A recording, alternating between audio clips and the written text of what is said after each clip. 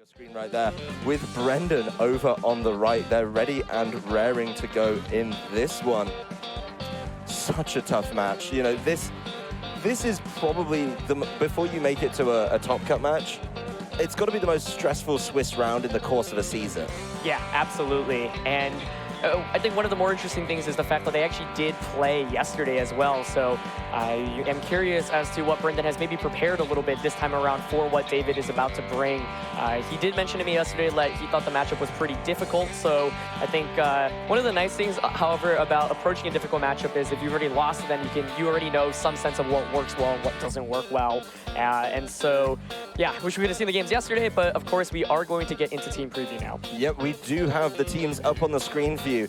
David's team over there on the left of Zapdos, Bishop, Serena, Blaziken, Tapu Fini, and Landorus in its Therian form, going up against Brendan's team of Tapu Koko, Kartana, Clefairy, Salamence, the Nidoqueen, which I love, and a Snorlax. Yeah, so Nidoqueen Brendan was talking to me about before the tournament, and if you look, it actually does hit everything on David's team for super effective damage, so that could be really, really crucial in this set.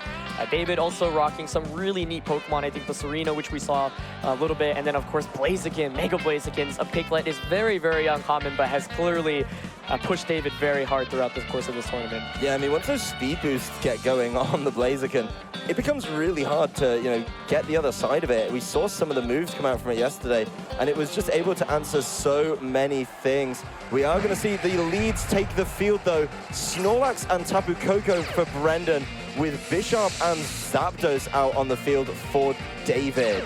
Yeah, so Bishop here, really strong. It can get a pretty powerful attack off against both Tapu Koko and Snorlax, and of course Zapdos has the option to just Tailwind. So one of the things, however, playing against Snorlax is you always have to be very, very wary because it can easily just set up a belly drum in front of you. Brendan's Tapu Koko is also a more kind of defensive, utility-based one, as we've seen, and will use more support moves like Electro Web or Skydrop to potentially help that partner Snorlax set up. But Brendan right now does have to worry about the threat of Tailwind.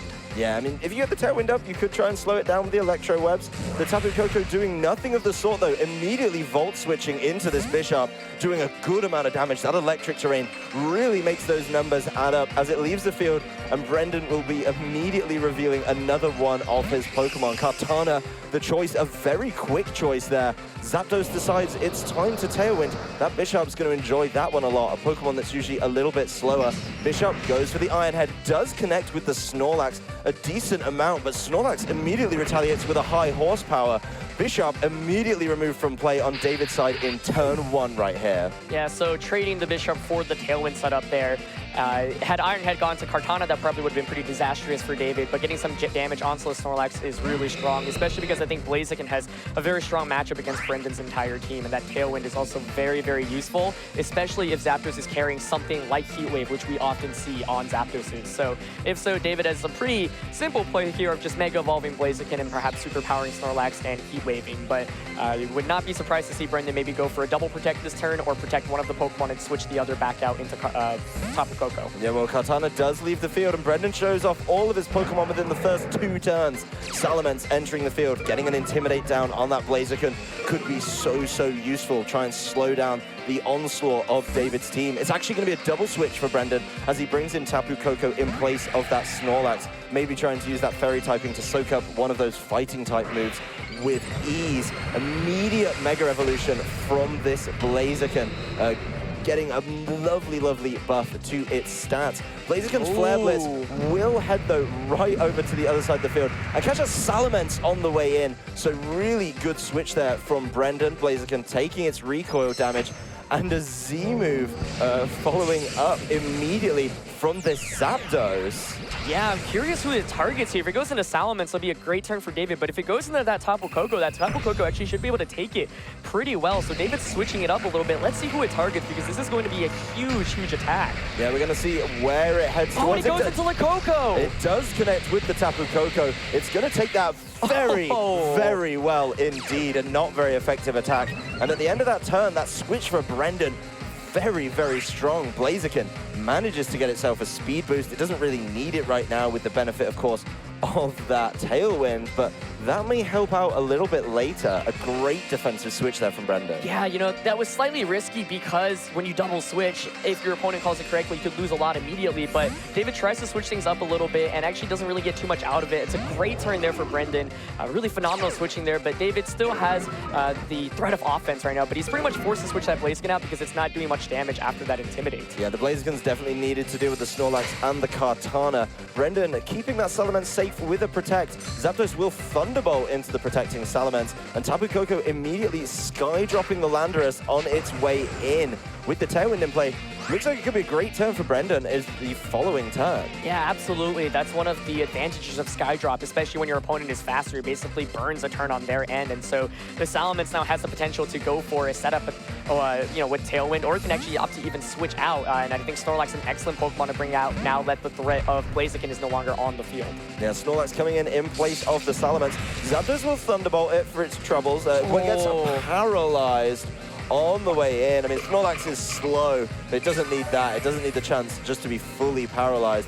Does activate its Figgy Berry, so it's not exactly unhealthy. Skydrop frees the Landorus, and Tailwind peters out for David, so more great switching from Brendan. Yeah, the switches are great, but it's difficult dealing with Zapdos looking at the Pokemon that Brendan ended up bringing into the set. He didn't bring that Nidoqueen, which of course can hit for super effective against Zapdos with a potential Ice Beam.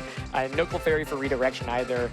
Tapu Koko can chip it away with electric type attacks, and we know that this Zapdos doesn't have a variant, it's a more offensive variant, so I'll at least be able to get damage quicker on the board. But even though it feels like Brendan has been making some pretty good plays and switches, he still hasn't been able to get any damage off against the Zapdos. Yeah, Landorus will be going no switch with the hidden power. Looks like he was trying to call the Salamence on the way in, as Tapu Koko retaliates for the trouble with a Nature's Madness. This Zapdos immediately being taken down to half of its health. Zapdos will Thunderbolt. That's going to do some good damage to the Snorlax, who does get to move this turn and lands a Frustration onto the Zapdos. It doesn't quite get the knockout, though. Yeah, it doesn't get the knockout, but I think that's a great turn for Brendan there. You know, David had the opportunity to just snipe the Tapu Koko with an Earth Power, but predicted the Salamence to switch in, went for a hidden power, doesn't get it. And I was just talking about how it's difficult to deal with Zapdos in terms of damage output, but the Nature Madness and the Frustration combination does so much damage to it. An excellent turn there for Brendan as he's able to almost knock out the Zapdos. A knockout there would have been so great for him, but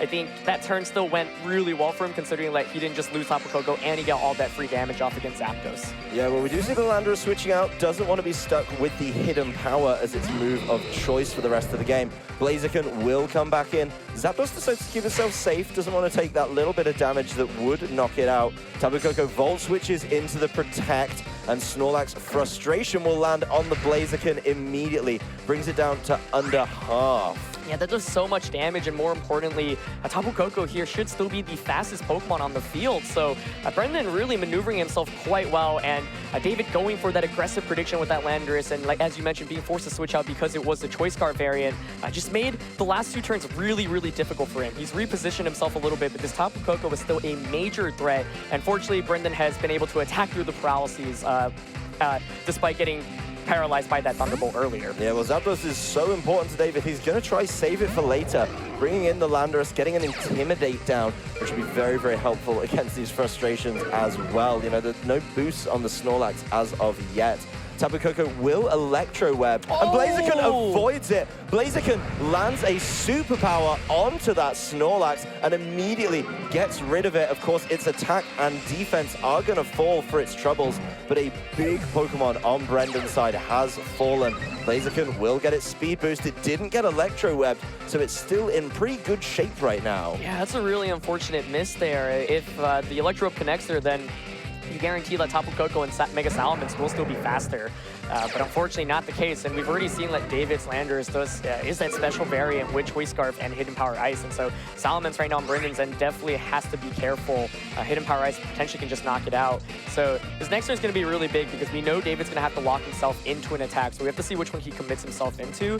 We know Kartana is the last one on Brendan's end, so he might just try to go for a Earth Power into the Koko slot, knowing, okay, if your Koko stays in, I'll get the knockout. If you switch out, I'll do a lot of damage. If not, just knock out the Kartana outright. But the Blaziken has to retreat. It's been caught with Intimidate right, and the drop from Superpower, so no surprise to see Zapdos come back in. Maybe the Sacrificial Lamb, or I guess Sacrificial Bird in this instance. Oh, no switch outs. Salamence does decide it's going to be going for the Mega Evolution. No more trying to cycle the Intimidate, just going to get Aerialate as its ability now. Here's the hidden power. Does hidden power.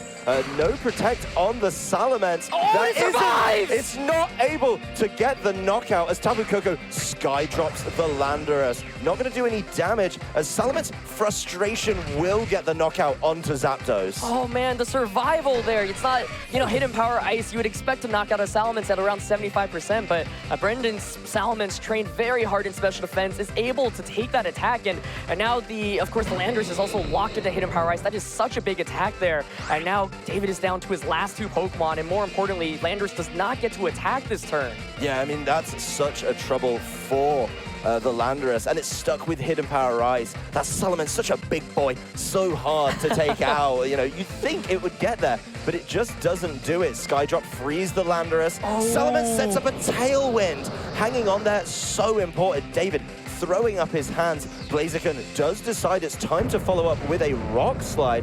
Will get the knockout on Salamence, but it's not enough against this Tapu Koko. I honestly think with that Tailwind, so much work for this Blaziken right now. Yeah, that's a great Tailwind there. Brendan could have opted to target the Blaziken there, but a Tailwind a little bit of a safer play, because if the Blaziken protects her and you don't get any speed control, then Blaziken actually outspeeds everything. So it's down to the last Pokemon on both trainers' side here, but Brendan does have the speed advantage. It's going to be a really close one, but we do know that Landorus is locked into hidden power. Blaziken, however, does have the option to protect. So this next turn is going to be big.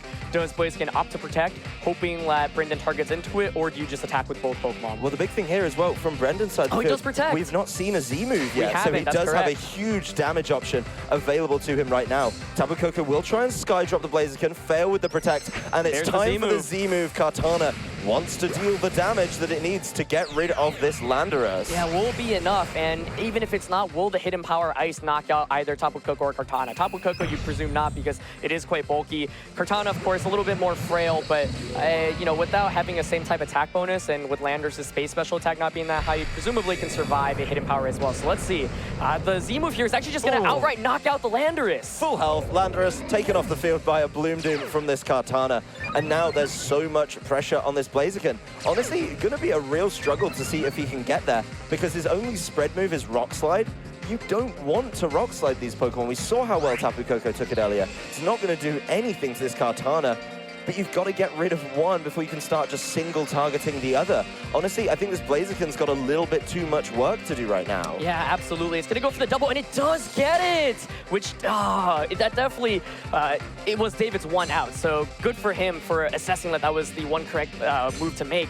It's still a little bit difficult, because if he opts to, he can't really Flare Blitz, right? If he does, he'll just take too much recoil, so he's pretty much forced to go for a superpower, but that means that Blaziken does get another speed boost, which means it should be able to outspeed the Kartana now. Well, where there's a Rock Slide, there's a way, and it could definitely be the option for him in a 2-on-1 situation.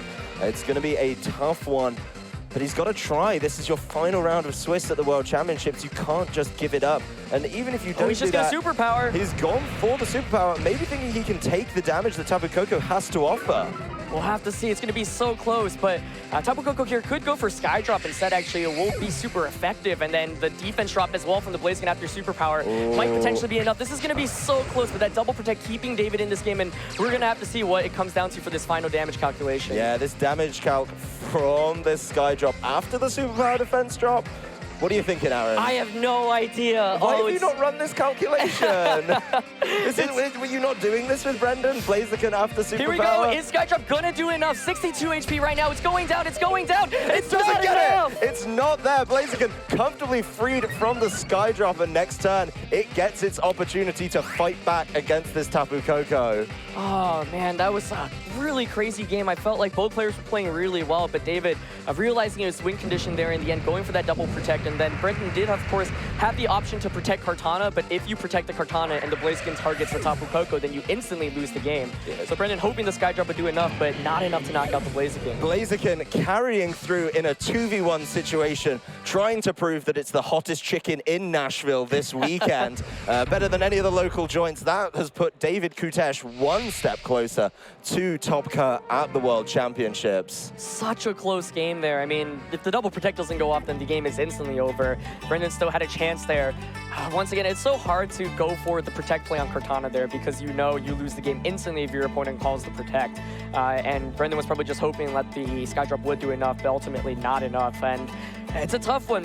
You know, I think games like those are probably the most frustrating to come back from because it's like, okay, you already know that your matchup isn't too great. And then not to mention, you played pretty well in that first game, but you still ended up losing slightly because of some bad luck. So Brendan really has to be able to adjust and kind of calm himself down right now. He played, I thought, really well in that first game and was making some really excellent switches. So needs to keep his composure right now, like we were saying earlier, because he is on the cusp of elimination. Yeah, that was a brilliant game to see from both players. I don't know about the players, I need a moment from that end game. That situation, to see Blaziken at low health win a 2v1 situation is absolutely nuts. And this is a Pokemon that was always on the fringes of play this year, but a few players have picked it up and really are running with it, you know, trying to take it all the way to the top cut. If you're Brendan, and obviously you probably know how he plays fairly well, do you make any changes, or do you just try and, you know, get that final bit of execution? I think he probably sticks with relatively the same strategy here.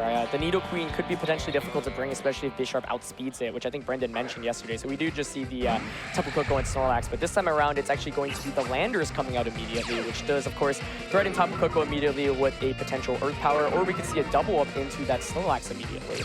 Yeah, I mean, this turn could carve out a huge advantage for David, or Brendan could, you know, kind of nullify this threat again. You know, we saw the high horsepower from his Snorlax dealt with that Bisharp so easily. So if he can get rid of that again, you know, and maybe capitalize on that lead a little bit better than game one. The Snorlax will be protecting this turn, and it's up to David to see if he's managed to call that. Landorus will immediately Earth Power the Snorlax. Tapu Koko Volt switching away from danger. Good damage on that Bisharp again in the electric terrain, and David could have made a grave error trying to remove that Snorlax from play. We do have to see what Brendan brings. Exactly the same as game one. Bring that Kartana in. Yeah, could probably be a double up, but we do see the assurance there. So yeah. Brendan playing that first turn perfectly. They're avoiding any damage and also not taking any damage with that Tapu Koko. So excellent turn here for him. And now this Kartana is actually in a pretty good spot. Bisharp now can't as easily go for that assurance. And if Landers goes for an Earth Power into Kartana, assurance will do less damage to Snorlax. But one play Brendan does, however, have to worry about is like a Sucker Punch Earth Power play into Kartana. So now the question is, do you protect the Kartana? No Sucker Punch, and here's just an Earth Power into Snorlax. Yeah, David is terrified of this Snorlax. Not that much damage, to be honest, coming out from the Earth Power. But we know what's coming. It's Bloom Doom, it's Kartana, and if it's heading towards Landorus, based on game one, it's gonna be a knockout. Brendan really up in the ante in this game, going a lot more offensive. Yeah, probably going to get the knockout there onto Landers. We did see a KO in the first game, but Bisharp, more importantly, didn't opt to protect, nor did it switch out. So could be just another assurance into that Snorlax, and if so, that might potentially just knock it out. So we'll have to see. Yeah, I mean, one of the big dangers to Brendan's Tapu Koko has been removed from the field. Kartana grabs a Beast Boost for its trouble. That really is the cherry on top. And assurance follows up into Snorlax. Oh, it's not even close. Enough. Yeah, that might just be a double knockout here as long as high horsepower connects from Snorlax, presuming that's what it goes for. So let's see. It is going to be the high horsepower. Is it going to connect? It will. So that's two quick knockouts for Brendan. Yeah, that first. Oh! High horsepower, not enough. Yeah. Both you and I absolutely rumbled on that one. Made to look quite the fools as Bisharp clings on with a minuscule amount of hit points. Blaziken will enter the field, and we know that it can cause trouble when it's left unchecked. The thing is, though, honestly, Blaziken could be up against it once again. David already down one Pokemon. That said, the two on the field right now are the two Blaziken loves to see. Yeah, so Snorlax takes attacks really well from that Bisharp, and Blaziken obviously can knock out either of these, but can only aggressively target into one. Right now, it's also slower because it has a Mega Evolve that hasn't got any speed boost than the Kartana as well. So I think we are going to see Snorlax switch out here just to get rid of that initial Intimidate, because Snorlax actually does a fair amount of damage, even if you don't Belly Drum, and that's how Brendan's been playing with it thus far. Yeah, well, he can't bring the Salamence in because he's terrified of giving that Bisharp the Defiant boost. Blaziken will immediately Mega Evolve. There's no reason not to if you're the Blaziken in this situation. Kartana, though, Leaf Blade into that Bisharp enough to get the final knockout. No Sucker Punches from it. Trying to go for those bigger moves, maybe wanting the Defiant boost before a Sucker Punch. Kartana's now got 2 Beast Boosts to its name. Doesn't look like they're going to be sticking around, though, as Flare Blitz from this Blaziken will connect with Kartana. one-hit knockout and a healthy amount of recall, I'd imagine, for this Blaziken as well. So another trade of Pokemon, but the advantage still lies with Brendan in the numbers. Yeah, definitely, especially if he's got that Salamence in the back, which we saw in the previous game. Salamence would be able to get an Intimidate off against Blaziken, then Blaziken's damage output is really reduced, and we do see it come out, which is basically, I think, the perfect Pokemon to have right now in this situation, especially because we know that this Zapdos does have the Z move, and that Tapu Koko can Nature's Madness. So I think Tapu Koko right now actually in a really good spot because it won't take too much damage with the Assault Vest and with the Intimidate. Just needs to avoid getting Z moved and getting that Salamence sniped out immediately. Yeah, I mean, you do have to wonder, you know, what will this Blaziken be able to do? It wants to feast on that Snorlax, but it's not going to be able to right now. Tapu Koko and Salamence stand in the way. It's going to be stuck with an attack drop for the rest of the game. Looks like Brendan might just be trying to cycle that one and really limit what this Blaziken can do. No way to boost its stats as Snorlax comes in for the Salamence. Blaziken keeps it safe this turn, decides to protect. Doesn't want to be messing around at all. Tapu Koko's Volt Switch lands into the Protect. Oh, and there's the Z move. The Z move immediately coming out from this Zapdos. Yeah, that's exactly what Brendan wants to see right now. Once you commit that Z move, your damage output is so much more reduced because Zapdos doesn't have that threat. Not to mention, Salamence will be able to come back in and get another Intimidate off against that Blaziken. So excellently done by Brendan here. The Snorlax at this point really isn't that useful. I think it might actually be able to survive this attack. Either way, you basically force another target into it because it will threaten a high horsepower onto that Blaziken. Does manage to survive, but that's a great turn there for Brendan. He's able to get the Z move out, and he knows Blaziken can't protect now. Took that Z move. I mean, it's only clinging on, but look at the size of that lad. I mean awe absolute of the unit. size. He is an absolute unit. It's such a monstrous Pokemon to switch in. You just take any attack. Like, yep, that's cool. Exactly. So, I mean, we haven't fully seen Blaziken's moveset yet, but you know, at this point, it feels like Brendan is in a pretty comfortable spot where he knows he won't be taking too much damage. I'm kind of surprised, actually, to see the Snorlax switch out there instead of just getting a free switch into Salamence, because now Salamence does risk getting potentially critted. Yeah. Rock Slide misses the Tapu Koko. That's huge. It means there's no flinch chance whatsoever. Yeah, I mean, after the 2 Intimidates from this Salamence, this Blaziken really looks like a very mild chicken in this one. Not able to do much damage at all. It's going to get Sky Dropped as well, so some damage coming in. As Zapdos doesn't get to connect its move, Tapu Koko's well out of the way. Yeah, targeting the Tapu Koko there, you know, it would have been pretty scary because if it targeted the Salamence, might have put in a range where another Thunderbolt could knock out, but now Brendan gets a guaranteed free knockout onto this Blaziken. Another Thunderbolt from Zapdos won't knock out Brendan's Salamence, and then it'll be a 3-on-1 game, and Brendan should have this game 2 sealed up. Yep, well, Brendan doesn't want to be messing around with the Intimidate cycling anymore. Finally, Mega Evolving that Salamence, getting access to Aerialate. Tapu Koko's Sky Drop, as we saw, does some solid damage to Blaziken. A really good amount there, as Salamence will Frustration as an immediate follow-up. And with the Aerialate, it's super effective, and Blaziken is gone. Yeah, and Zapdos will Thunderbolt, so we'll see how much it will do to Salamence. Yeah, Salamence, ooh, it actually does take a fair amount, so had the Thunderbolt initially gone to Salamence or the Snorlax switch out instead of Tapu Koko, that could have been really bad, but Brendan I thought, played this game fantastically. You know, that turn 1 was just so big, and I think that's a testament to David's team, where it's like, you really need to aggressively get all this damage off. But another important thing to note is that the Landorus plus Bisharp double up into Snorlax actually only does around 75%. I think David is probably expecting it to knock out, maybe even Brendan was expecting it, but the fact it can survive that so easily is a really, really big deal. And we're going to go into a Game 3 for a win and inset, and it doesn't get any more intense than that. No, this has got to be one of the biggest games for both these players, everyone at home. I hope you're enjoying the action here. David Koutesh, Brendan Zheng, 1-1. We're going to Game 3. Yeah, and I think ultimately for David to be able to win this, there are 2 main factors. He's got to be able to play a little bit better with the Landers. He's got to go for some really big moves and not lock himself and commit too early without getting too much mileage off. And also the Z move. In that last game, Brendan was able to win because the Zapdos committed the Z move. Brendan made a fantastic switch and was able to get out of it. So I honestly don't expect to see too many Pokemon adjustments here.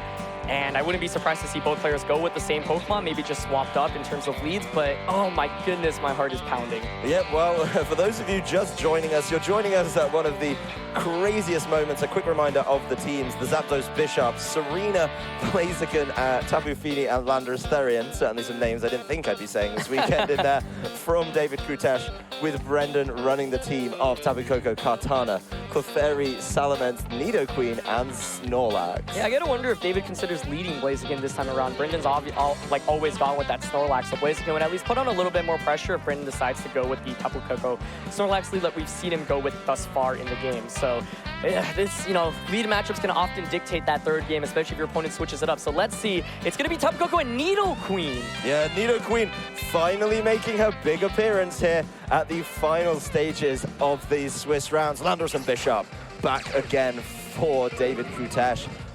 What do you do when you see the Nidoqueen, Aaron? Yeah, I think Brendan's switching it up here, potentially expecting the Blaziken to come out as a lead. And, Nidoqueen is so good offensively against David's team, but there's just so much that threatens it in terms of damage output. So that Landorus has got to be enjoying its choices right now. Yeah, exactly. Like, 2 free Earth Powers, and you don't have to worry about Salamence switching in, because if it does, then Bishop will just get a free boost. So I think Brendan maybe trying to get a little bit clever in terms of the lead matchup, hoping that David would switch things up, doesn't end up going for it, and now he definitely has to suffer the consequences a little bit, because double up could just knock out the Koko with an Earth Power and Iron Head, and Landorus Earth Power might just knock out Nidoqueen. Yeah, Nidoqueen's going to protect. We see a little fist bump from David on the table. Must be enjoying that one, as Landorus will connect the Earth Power into the Tapu Koko. It's not quite going to be enough for the knockout, as Tapu Koko Volt switches out again. Bishop takes this huge amount of damage just first turn on the way, just while it waits to attack. Yeah, this Tapu Koko is not really one that's too offensive, but Electric Terrain boosted Volt Switches are still doing a lot of damage, and I think we're probably just going to see an Iron Head go into that Kartana slot.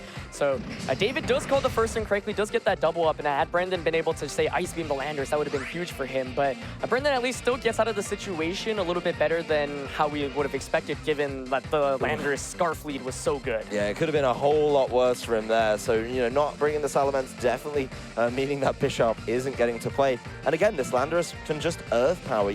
Again, the Salamence still can't come in as Bishop is still there. And you have to wonder, how much can it do against this Kartana? The Nidoqueen leaves the field for Brendan. Salamence does come in, so this Bishop is going to have to be taken out before it's given the opportunity to attack, or it's just going to start landing some knockouts. Yeah, so we'll have to see who Brendan targets with this Kartana. Bishop is going to get that Divine boost, and Earth Power into Nidoqueen, kind of a predictable move. The Earth Power does go into the Kartana slot. Will it be able to survive?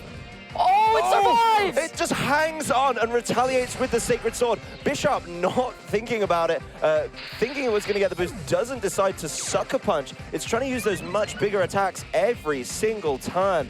The big thing here, though, is 3 Pokemon on Brendan's side are weak to the Earth Power from Landorus. Right, exactly. So David is in a position right now where he has to deal with this Salamence immediately. Zapdos could be an interesting way to do it, because as soon as he deals with Zapdos, then he can just run through with this Landorus. Brendan's going to have to spend so much time keeping Salamence safe.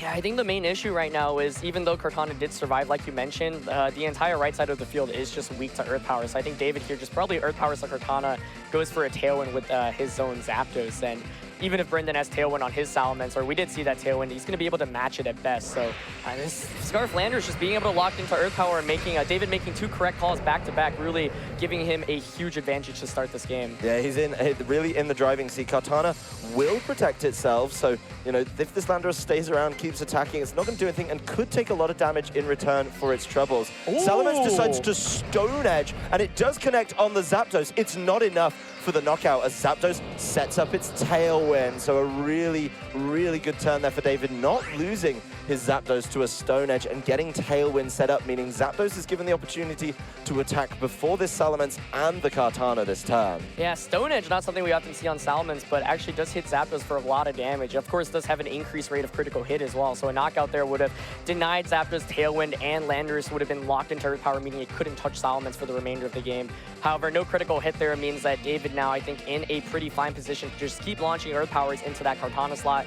Now, this next turn, you get a big decision. Do you just go for the Z move immediately, or do you just Thunderbolt? But Brendan wants to save that Kartana. Yeah, Kartana's needed for later. It's going to be given the Tapu Koko to attack into Landorus' Earth Power. We know where it's going. He's not throwing it at the flying type Salamence, and Tapu Koko knocked out on the way in. Maybe Salamence is trying to get some damage down onto that Landorus, but before it even gets the opportunity to do that, it's going to have to take a Gigavolt Havoc from this Zapdos. Yeah, so the Gigavolt Havoc here shouldn't knock out the Salamence, but should it put it around, I want to say, 25 to 35% in terms of HP.